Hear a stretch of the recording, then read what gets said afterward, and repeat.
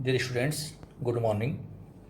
आज आपको मैं ऑपरेशन रिसर्च में एक नया टॉपिक शुरू कराने जा रहा हूँ जिसका नाम है लीनियर प्रोग्रामिंग, रेखीय प्रोग्रामिंग, अर्थात an introduction of linear programming.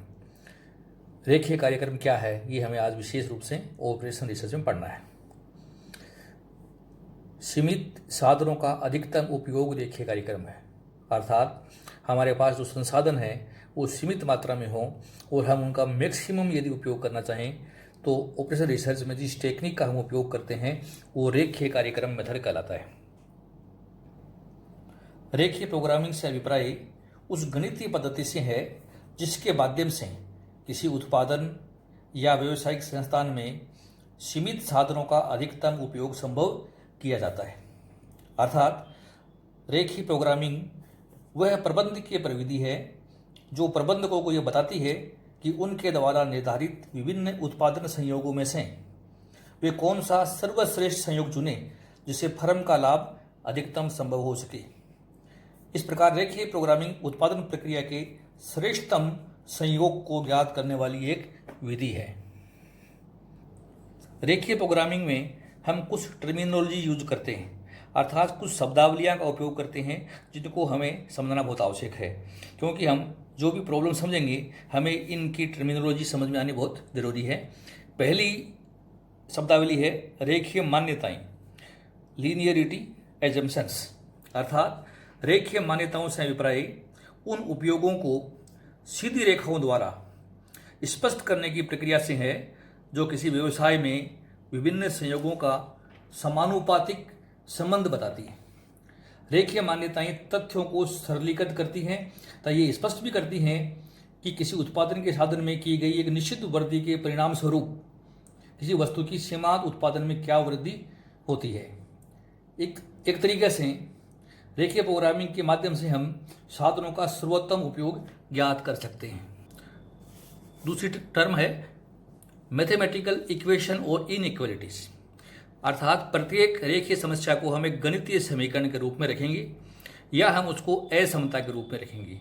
हमारा समीकरण इक्वल में भी हो सकता है, हमारा समीकरण लेस देन इक्वल टू में हो सकता है और हमारा समीकरण मोर देन इक्वल टू में भी हो सकता है। तो गणितीय समीकरण या असमता के रूप में हम हमारी समस्या को रखेंगे।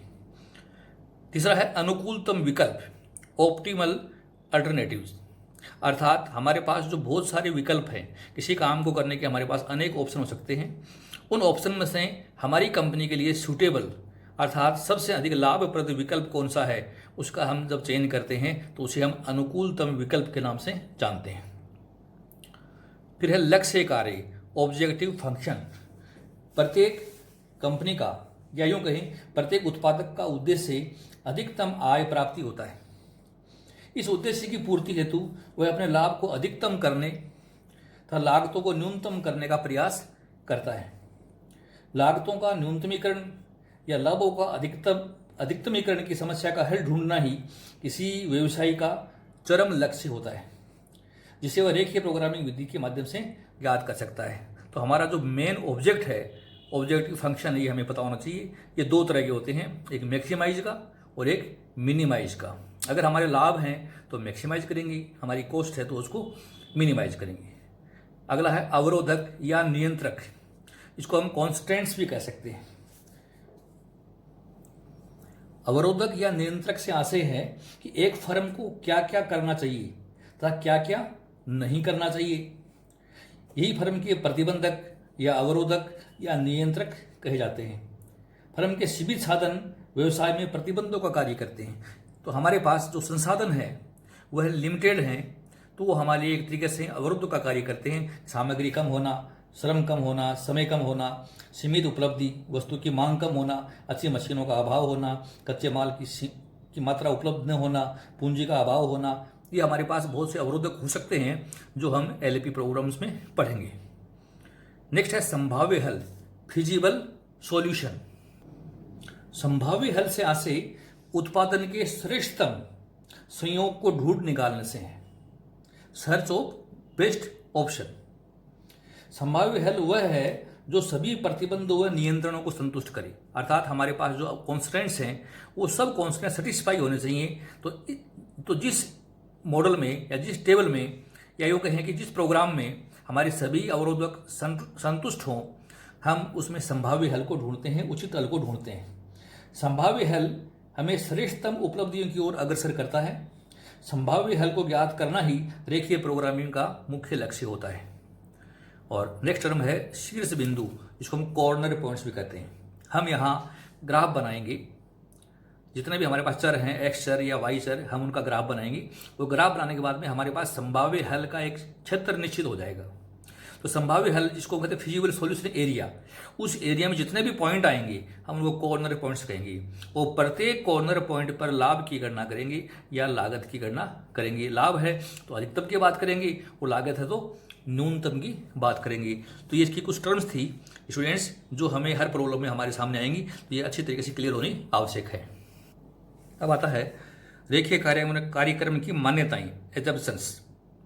कुछ एजम्पशंस हैं, कुछ मान्यताएं हैं जिन पर ये विधि हमारी चल रही है, जिसके अनुसार हमें गणनाएं करनी होगी। पहली मान्यता है हमारी सुपरिभाषित उद्देश्य, अर्थात वेल डिफाइंड ऑब्जेक्टिव। अर्थात रेखीय समस्या में एक सुपरिभाषित उद्देश्य होना आवश्यक है। किसी उत्पादक का मूल उद्देश्य लाभ को अधिकतम करना हो सकता है, या किसी उत्पादक का मूल उद्देश्य लागत व्यय को न्यूनतम करना हो सकता है। तो हमारा ऑब्जेक्ट क्या है, ये हमें सबसे पहले पता होना आवश्यक है। दूसरा है अनेक विकल्प, मल्टीपल अल्टरनेटिव्स। हमारी कंपनी में हम जो उत्पादन प्रक्रिया करने जा रहे हैं, उसके लिए हमारे पास संभावित विकल्प कौन कौन से हैं, ये हमें पहले से पता होना आवश्यक है। अगर हमारे पास विकल्प ही नहीं है तो हमें रेखीय प्रोग्राम की आवश्यकता ही नहीं होगी। तो हमारे पास एक से अधिक विकल्प होने चाहिए, अर्थात अनेक विकल्प होने चाहिए, जिससे उनमें से हम एक सर्वश्रेष्ठ विकल्प का चुनाव कर सकें। जब तक विकल्प एक से अधिक नहीं होंगे, उनमें से सर्वश्रेष्ठ विकल्प का चुनाव करना हमारे लिए संभव नहीं होता है। तीसरा है सीमित संसाधन, लिमिटेड रिसोर्सेज। यदि हमारे पास संसाधन बहुत ज़्यादा हैं, असीमित हैं, तो भी रेखीय कार्यक्रम की आवश्यकता नहीं पड़ती है। हमारे पास संसाधन सीमित हों, लिमिटेड हों, तो हमें इसकी मान्यता समझनी है। तो हमारे पास है सीमित संसाधन, अर्थात रेखीय समस्या में उपलब्ध साधनों की मात्रा सीमित होनी चाहिए। यदि सभी साधन अपरिमित हैं, असीमित मात्रा में है, तो रेखीय कार्यक्रम की हमें कोई आवश्यकता नहीं होती है। चौथी मान्यता है गणितीय समीकरण, मैथमेटिकल इक्वेशन। जैसा कि मैंने आपको बताया कि रेखीय कार्यक्रम में हम इक्वेशन बनाएंगे। ये इक्वेशन हमारी इक्वल की हो सकती है, लेस देन इक्वल टू भी हो सकती है, मोर देन इक्वल टू भी हो सकती है। तो हम मैथमेटिकल इक्वेशन फॉर्म करेंगे, उसके बिना रेखीय प्रोग्रामिंग का हल संभव नहीं होता है। अगली मान्यता है प्रति इकाई लाभ या प्रति इकाई लागत या प्रति इकाई मूल्य निश्चित होना चाहिए। अर्थात एक बार जो मूल्य हमने तय कर लिया पर यूनिट, चाहे वो प्रॉफिट हो, चाहे वो डिविडेंड हो, चाहे कॉस्ट हो, चाहे प्राइस हो, उसमें किसी प्रकार का परिवर्तन नहीं होगा। ये भी हमारी बेसिक एजम्पशन है। उत्पादन की विभाज्यता, divisibility of resources of production, अर्थात जो उत्पादन हम करेंगे वह दशमलव के किसी भी बिंदु तक जा सकता है। इसकी मान्यता में मान लीजिए हमने किसी ट्रक बनाने वाली कंपनी है, ट्रक बनाएगी, तो हम कहते हैं 5.5 ट्रक भी आ सकते हैं, आंसर हमारा 3.5 ट्रक भी आ सकते हैं। या मान लीजिए हम काम बांट रहे हैं मनुष्यों में, कर्मचारियों में, श्रमिकों में, तो श्रमिकों की संख्या ज्ञात कर रहे हैं, तो जरूर नहीं है कि हमारा आंसर श्रमिकों की संख्या पूर्णांक में आई, ये दशमलव में भी आंसर दे सकती है। ठीक है, वैसे राउंड फिगर में हम उसको लास्ट पे कर सकते हैं, लेकिन उत्पादन की विभाज्यता इसकी मान्यताओं में आती है। अगली मान्यता है मात्रा इक्वल टू क्षमता, अर्थात हमारे पास संसाधनों में जो मात्रा उपलब्ध है और हमारी कंपनी की जो कैपेसिटी है, उनमें हमें इक्वेशन बैठानी होगी, अर्थात क्वांटिटी इक्वल टू कैपेसिटी हमें रखनी है। ये इसकी कुछ बेसिक एजम्पशंस थी जो स्टूडेंट्स आपको अच्छी तरीके से समझनी जरूरी है। अब आता है रेखीय कार्यक्रम की आवश्यकता क्या है, इसका क्या महत्व है, ये हम समझते हैं। रेखीय कार्यक्रम का अनेक क्षेत्रों में उपयोग है। मैंने यहाँ आपको बता रहा है, सबसे पहला है परिवहन का क्षेत्र। अब आप पूछोगे कि परिवहन में इसका क्या उपयोग है, तो कुछ टेक्निक ऐसी हैं जैसे ट्रांसपोर्टेशन मॉडल है, आप पढ़ेंगे। हम कह सकते हैं कि एक फर्म द्वारा अपने उत्पादित वस्तुओं को किसी निर्दिष्ट स्थान तक पहुंचाना है। निर्दिष्ट स्थान तक माल भेजने के कई मार्ग आपके पास हो सकते हैं, तो फर्म के सामने ये समस्या आती है कि वह अपना माल किस मार्ग से भेजे कि परिवहन लागत न्यूनतम हो या उसके लाभ अधिकतम हो। तो ऐसी स्थिति में हम रेखीय कार्यक्रम का उपयोग करके परिवहन क्षेत्र में लाभ अधिकतम या लागत न्यूनतम कर सकते हैं। दूसरा उपयोग है उद्योग में। हम कह सकते हैं कि उद्योगों में भी रेखीय कार्यक्रम बड़ी उपयोगी है। कोई फर्म अच्छे व सस्ते विद्युत पंखों का निर्माण करती है तो रेखीय प्रोग्रामिंग की सहायता से अपने उत्पादन लागतों को कम करने का प्रयास कर सकती है। उद्योगों में अनेक अवरोध आते हैं, इन अवरोधों को ध्यान में रखकर हम रेखीय प्रोग्रामिंग के आधार पर उद्योगों के लाभ को अधिकतम और लागतों को न्यूनतम कर सकते हैं। व्यापार के क्षेत्र में भी हमें दिन प्रतिदिन अनेक निर्णय लेने होते हैं। मान लीजिए मैं आपसे कहूँ कि एक कंपनी या एक व्यापारी शरबत की बोतलें का विक्रय कर रहा है। देखिए, कार्यक्रम की सहायता से वह विभिन्न मूल्यों पर शरबत की बोतलों की अनुमानित मांग ज्ञात कर सकता है और उस मांग के आधार पर वो अपनी फैक्ट्री में उत्पादन कार्य भी कर सकता है, ताकि अनावश्यक उत्पादन भी नहीं हो और मांग के अनुसार उत्पादन हो जाए और लाभ हमारा अधिकतम बना रहे। तो व्यापार के क्षेत्र में भी इसका हम उपयोग कर सकते हैं। कृषि के क्षेत्र में भी हम रेखीय कार्यक्रम का उपयोग कर सकते हैं। एक कृषक अपनी कृषि भूमि का सर्वोत्तम उपयोग चाहता है। वह उस भूमि पर विभिन्न प्रकार की फसलों में से किन किन को किस किस मात्रा में उत्पन्न करे, जिससे उसे कृषि की अधिकतम आय प्राप्त हो सके, अपनी खेती से अधिकतम आय उसको मिल सके। तो कितनी भूमि में कौन सी फसल बोए ताकि उसका लाभ अधिकतम हो सके।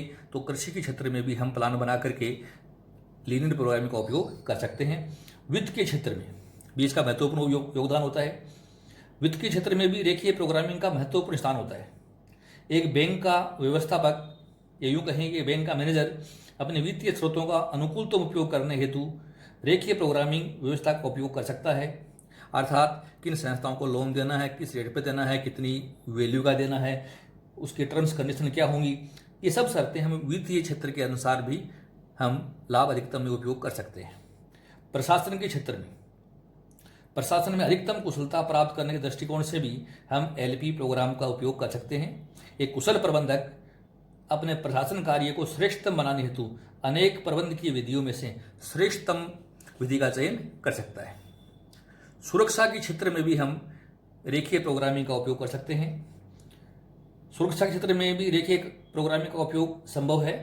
एक कुशल सेनापति एक निर्दिष्ट लक्ष्य की प्राप्ति हेतु अपने सीमित सैन्य साधनों का अधिकतम उपयोग संभव कर सकता है कि हम किस प्रकार की रणनीति बनाएं कि हम युद्ध में विजयी हों।